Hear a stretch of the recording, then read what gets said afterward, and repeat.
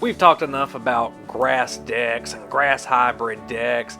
Let's get into some fire. Let's go pure fire with this one. This is a Typhlosion deck, particularly the Heat Up Typhlosion from Expedition. Whenever you use Heat Up as a Pokemon power, you basically count all the energy on your opponent's side of the field, and if it's more than the amount of energy you have, you get to search your deck for a fire energy and attach it to one of your bench Pokemon. An energy straight from the deck onto your bench.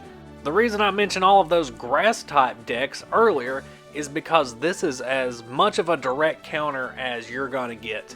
Not only are those decks weak to fire, but they're also commonly centered around energy acceleration. But Typhlosion steps in and says, oh, you think you can have more energy than me? Well, I'm just going to grab one straight from my deck then. I have a way to accelerate energy too. You've actually just helped out my deck.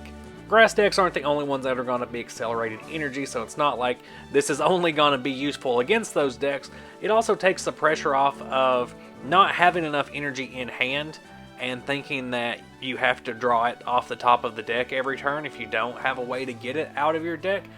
If you know you have Typhlosion on the bench, you can just go like, okay, yeah, well, if I don't draw that energy per turn, I can just pull it straight out of my deck because my opponent's going to be playing an energy per turn for sure. Super Singe is a decent attack, but it's not ideal. It's a little too costly, so Typhlosion's going to be mainly focused on powering up its partners on the bench. There are a ton of solid fire types in E-Card to pair with this Typhlosion that can benefit from a little bit of energy acceleration, but I would say the best is Ninetales. Ethereal Flames going to be dealing 90 damage, and yes, you are discarding all energy off of it, but you're also accelerating more energy with Typhlosion, because once you've discarded those three, you will definitely have less energy than your opponent. And you're not limited to 90 damage. You can chuck as many fire energy as you want on there to get discarded, and you're going to be dealing an extra 20 for each one discarded. And being in the active position with no energy attached following that attack may seem like a very vulnerable position to be in. You might just be expecting that Ninetales to get donked next turn, but that also leaves an opportunity to play a Pokemon Nurse without any drawbacks. After you've played your Pokemon Nurse, you can chuck a Warp Energy onto that Ninetales, get it back onto the bench, whatever it is that you've powered up on your bench, move that into the active position, and now you have a fresh Ninetales on the bench to power up all over again. It's not always going to work out that way. Sometimes your opponent does just go ahead and knock out that Ninetales before it comes back around to your turn, but when it does work out, it feels good. Also, try to make sure you have two Typhlosions set up on the bench so that when a Ninetales gets back onto the bench with no energy on it, you can play an energy per turn, heat up twice, and have it fully set up for another Ethereal Flame that same turn. Now that we've covered the basics, let's get into the details of the deck list and the overall gameplay. I reckon there might be a Cyndaquil in here. It's the 50 HP one. Per the usual, there's two Cyndaquil in Expedition. You can just pick whichever one you like. The other one has 40 HP. That's the only reason I picked this one over that one. Their attacks are pretty equivalent. You could even just run two of each if you really wanted to. On top of those four Cyndaquil, we're going to be running 4 Quilava. Generally, you're not going to be attacking with a Cyndaquil or Quilava. Those are more of your bench setup Pokemon instead.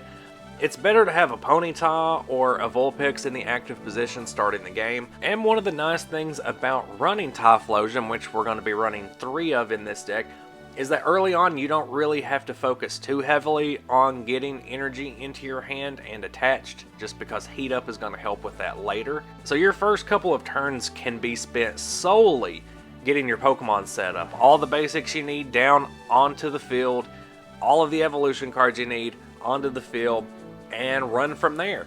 Both Ponyta and Vulpix can attack pretty early. They have 1 and 2 energy attacks. The Ponyta in particular can help get some chip damage down. The Rapidash is more for a little bit of stall with agility. You can get a good chunk of damage off with Gallop, but the main reason it's in here is because it's got free retreat, so that when you warp that Ninetales back to the bench, you use Heat Up to get some energy onto it, you can free retreat that Rapidash and just put the Ninetales right back in the active position. Now, I said earlier, Vulpix can also stall. It's got Tail Shake for 1 energy, put the opponent to sleep, automatic.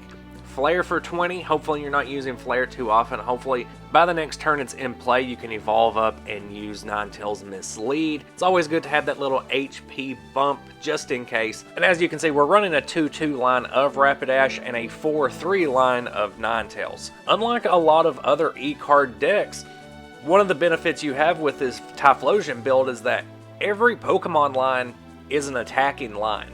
You know, doing Super Singe with Typhlosion isn't ideal, but you can.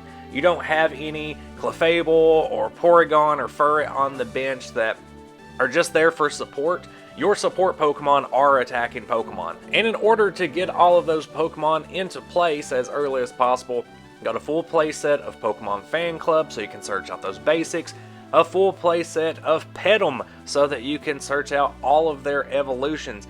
Another small detail about this deck that does help it out too is that your attacking Pokemon are stage 1s, where a lot of other decks are having to wait another turn, evolve up into stage 2s, and yes, they can hit harder in most cases. Ninetales is a bit of an exception, but that essentially gives you an early game jump. It becomes more difficult as the game stretches out, so you do kind of want to hit as hard as you possibly can with those stage 1s as soon as they're powered up. For some extra search and draw, we're going to be running 3 copies of Professor Oak's Research, 2 copies of Copycat, and 2 copies of Underground Expedition. We've talked plenty about these cards. They're very situational in what you're going to get, and the utility you're actually going to get out of those cards. It kind of depends on the game state. With Copycat, it fully depends on what type of deck your opponent's running and if they even keep any cards in their hand. But because this deck is going to be discarding so many fire energy, and because you want to get back those evolution cards as soon as they're lost so that you can kind of recycle them, get them back onto the field, evolve up your basic Pokemon that are already there, we got 4 copies of Town Volunteers. In order for Burn Up to really be useful, you need to have those basic energy cards in your deck, and Town Volunteers is going to do it for you. Also have 2 copies of Pokemon Nurse, which aren't always going to be used in that refreshing your Ninetales combo that we talked about earlier. A lot of times you're just going to want to, you know, maybe just completely clear off a Typhlosion so that you don't have to build up another one and discarding any energy you had off of it just to keep it safe on the bench. 4 copies of Warp Energy. We've also talked about the different options you have with there of getting a Ninetales onto your bench, putting a Rapidash in the active position, using Heat Up to get fire energy onto that Ninetales, then free retreating the Rapidash to bring back out the Ninetales. But the Ninetales having a retreat cost of 1 can actually benefit you, because if you find yourself in a situation where you and your opponent have the same amount of energy on the field, your Heat Ups aren't available, well, you can just retreat between Ninetales and Rapidash over and over as many times as you need to. Discard those Warp Energy off of there because they're not going to benefit Ethereal Flame anyway. Lower the number of energy on your side of the field, discard those unneeded Warp Energy, you've already used them to retreat, and use your Heat Ups to replace them with basic fire. Yes, water types are a threat. There aren't a ton of water-based decks in E-Card, but a lot of decks splash in a little bit of water or at least rainbow energy so they can run some water types just for fire type coverage. Mainly Scizor and grass decks. But even with those decks teching in some water type cards, Typhlosion still has a pretty favorable matchup against all of them. All of the evolution cards and warp energy actually give Typhlosion a chance against Beedrill as well. Warp Point is a card that I playtested in this deck and thought worked very well for this deck. It's one of the only gusting mechanics you really have within E-Card, but it's also especially helpful when you're playing against special conditions. The main issue is that with the final deck list, I didn't really know what to take out to put in a couple copies of Warp Point, and depending on the matchup, Warp Point sometimes is just going to help your opponent more than it helps you, which is why you didn't see it in the deck list, but it is a pretty solid card to consider. And speaking of alternative cards to consider, you can mix and match your Ninetales and your Rapidash if you want to. Just to give yourself some more gameplay options, this Ninetales Miracle Tail attack is a lot of fun. For 1 fire energy, you deal 10 damage, and you pick a special condition to give to your opponent. If you do burn it, then Roasting Heat gets a bonus whenever you use that, but if you've only got 1 energy attached to this Ninetales, just go ahead and paralyze them. Make sure that they're not doing anything on their turn. It is iffy because it's off of a coin flip, but it's fun nonetheless. Rapidash is equally just a solid card. Overrun is good for just dealing some chip damage and getting a little bit of chip on the bench as well. 40 damage for 3 energy is not great. I wouldn't suggest using that, but you could use it just for Overrun and the free retreat. The Overrun Rapidash works better in a deck that focuses a little more on spread damage and attacking the bench. A lot of builds run one copy of the other Typhlosion just for its thermal blast attack, giving yourself another attacking option for 3 energy. I feel like it detracts a little too much from the core concept of the deck, which is why I don't play any of it, but it's an option. And I'm going to chuck in Magcargo for consideration because I love both of these Magcargo cards from Skyridge. They never see any play, they're not really good support Pokemon, they're not strong enough to build a deck around them on their own, but if you can fit them into a fire deck or even a fighting deck, just do it, because they're good, they're fun. Thoughts, preferences, experiences, requests, put it all down in the comments.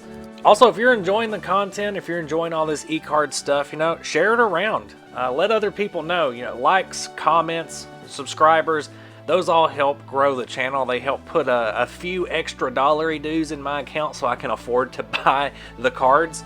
I want to continue to make content for you guys. I want to make even better content so that I can use that as a means to support this hobby. It's a beautiful cycle. But I do thank you for watching. Social media links are down in the description. I'll see you next video.